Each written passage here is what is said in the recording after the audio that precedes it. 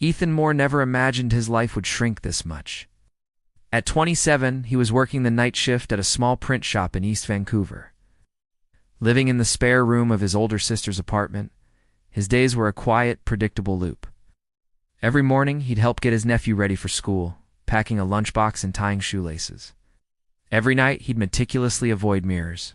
It was easier that way. Just a year before, Ethan was on track to become a doctor. He was driven, ambitious, and in love. Then, one afternoon, he walked in on his girlfriend and their supervising professor together. The betrayal wasn't just about a relationship ending. It shattered his entire belief system, his faith and trust, in his own judgment and in himself. So he walked away from medical school, from his future, from everything. He built a new world for himself, one that was small, safe, and silent. He thought he'd stay there forever. Then, one evening, his best friend Marcus called. "Just come to the party," Marcus pleaded. "It's one night. It's not going to kill you." Ethan almost said no. The thought of a crowded room, loud music, and meaningless small talk was exhausting. But something in Marcus's voice made him reluctantly agree. The apartment was exactly as he'd feared. Packed, buzzing, intensely alive, everything Ethan felt he wasn't. He stood in a corner, nursing a drink, feeling like a ghost. And that's when he saw her. Lila.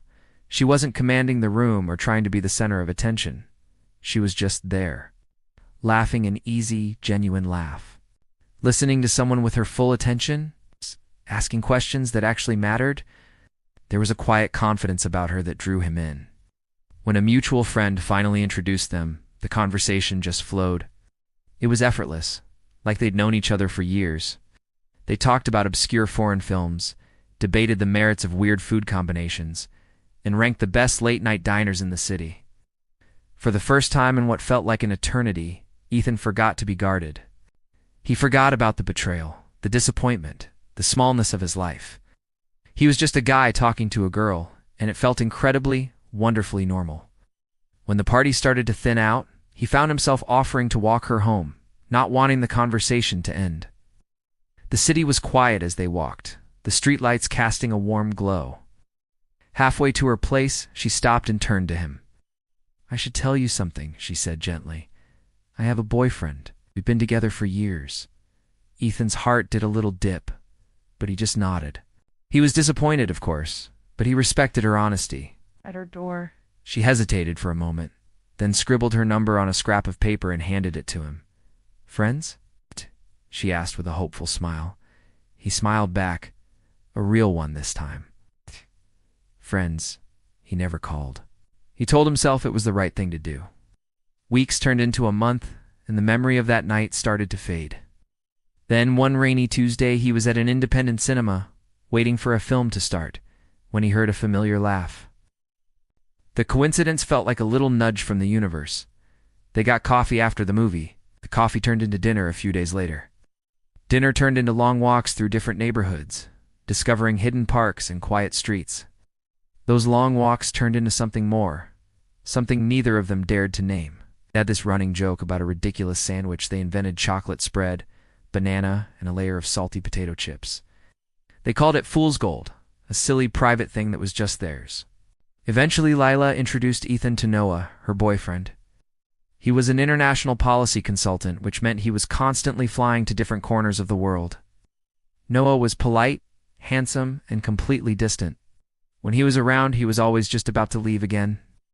Ethan felt the shift the moment Noah left for a long assignment in Asia. Suddenly, there were more late-night calls from Lila, conversations that stretched into the early hours, more shared silences that were comfortable instead of awkward, more feelings that Ethan was desperately trying to ignore, refusing to confess even to himself. That summer, Marcus got married.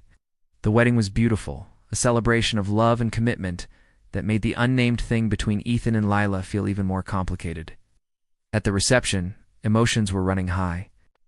Lila's younger cousin, a bit too drunk, got aggressive and crossed a line with her.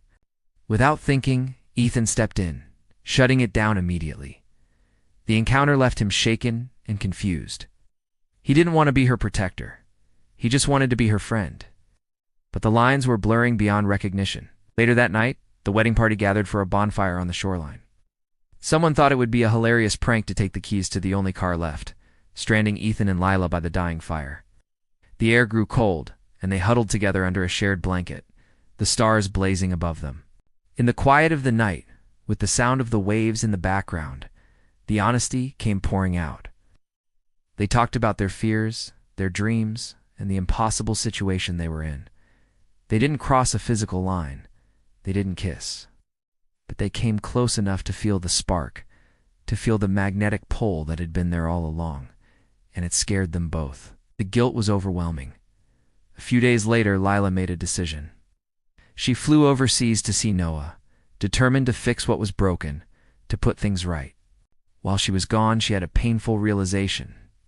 Noah's life, his ambitious globe-trotting career, no longer had any space for her.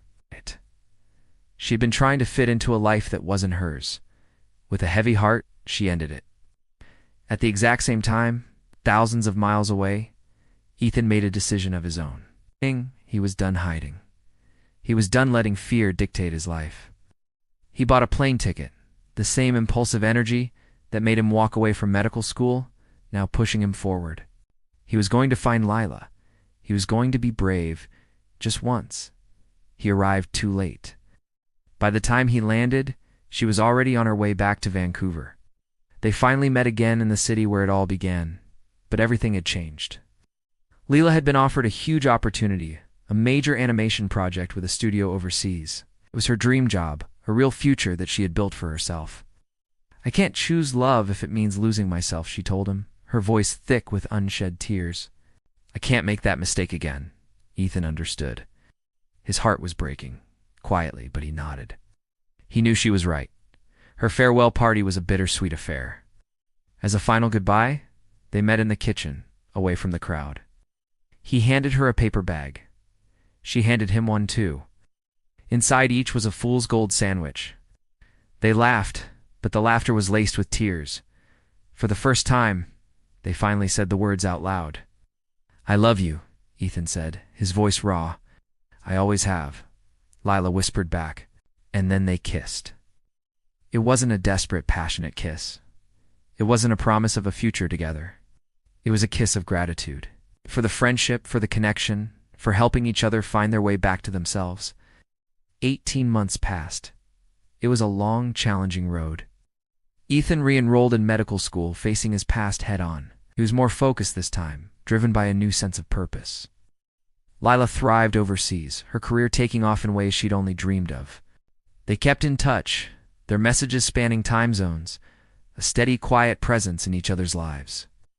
Then, one rainy Vancouver evening, they found themselves standing together on a rooftop overlooking the city.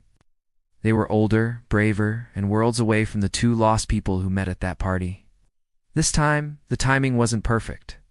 Life was still complicated. But they were finally ready. They were no longer two halves looking to be made whole. They were two whole people, choosing to build a life together. And on that rooftop, with the city lights twinkling below, Ethan Moore asked Lila to marry him. Not because the stars had finally aligned, but because they had aligned themselves. If this story touched you, don't forget to like and subscribe for more.